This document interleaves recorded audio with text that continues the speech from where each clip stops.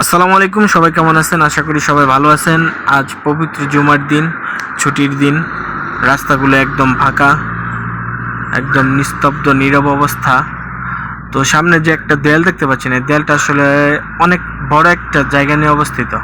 এই দেয়ালটা 40 থেকে 50 কিলোমিটার লম্বা। এই দেয়ালটা, এটার ভেতরে মূলত হচ্ছে হসপিটাল আর সরকারি বিভিন্ন খাতে কার্যক্রম পরিচালিত হয়ে থাকে। এটার ভিতরে যেমন মিলিটারি প্রশিক্ষণ হয়ে থাকে এটার ভেতরে।